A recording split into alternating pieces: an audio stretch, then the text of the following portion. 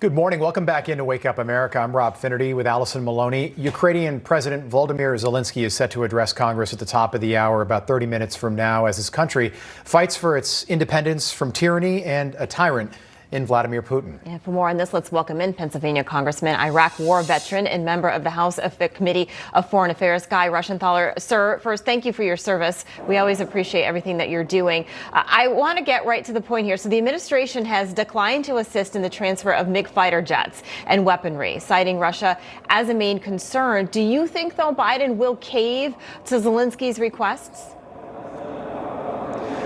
Alison, Rob, thanks for having me on as always. Look, I think that Joe Biden needs to show strength here. And what I hope that we're going to hear today is I hope that President Zelensky will say exactly what he needs. He needs those MiG-29s. He needs mobile air defense systems. He needs us to jam the Russian communications through electronic means. He also desperately needs a no-fly zone. I hope that we walk out of that speech and put pressure on this administration to stand up and show resolve and stop the weakness, stop the vacillation, and make sure that we don't allow Russia to overtake the free and independent nation of Ukraine. We had your colleague, Congressman Pat Fallon, on the show a little bit earlier this morning, and I asked him, I said, are there any more hearts and minds to be won for President Zelensky? He is the man of the moment right now. He has risen to the occasion. What a leader. What a dichotomy between he and President Biden. And Fallon said the only heart and mind that he needs to win is that of President Biden. Would you agree with that? I would agree with that Biden has been incredibly weak. And it's amazing that we see that Ukraine, President Zelensky, has really become the de facto leader of the free world. Because when the United States and Joe Biden decide to lead from behind, we don't lead at all. And that acquiescence, that weakness leads to provocation from totalitarian regimes like Russia. And I predict it will lead to the CCP trying to invade Taiwan as well. Certainly, it's encouraging the Iranians to fire missiles into Israel. So again, I would like to see Joe Biden stand up, take more action. But I can tell you that Congress, it's not enough just to walk around with Ukrainian flag pins on your lapel. Right. That's not enough. We should have an AUMF to get a new no-fly zone established immediately.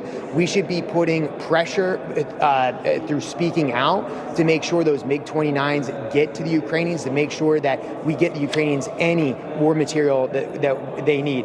Enough with the virtue signaling from the administration and my colleagues across the aisle. It's time that we actually put pen to paper, put something on Biden's desk, speak up to pressure the administration to take leadership and stop this invasion.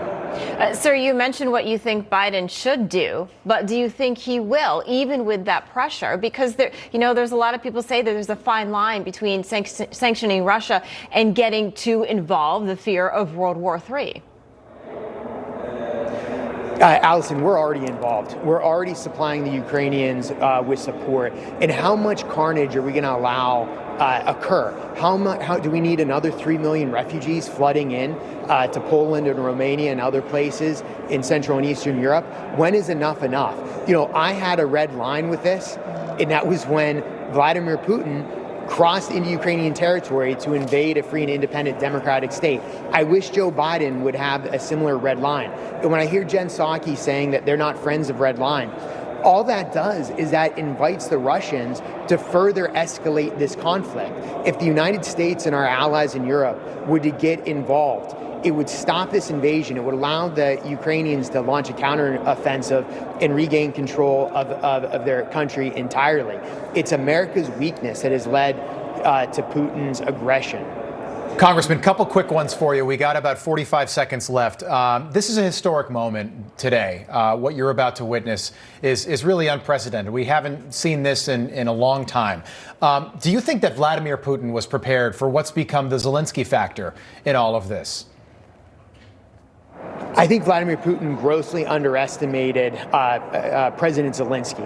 I think he thought that he was going to roll in quickly. I know right before the segment when I came on, it was referred to as a blitzkrieg war strategy. But I can tell you this, that unless the United States, unless the West gets involved, unless we get that no-fly zone established, the Russians will eventually prevail. Their military is much larger.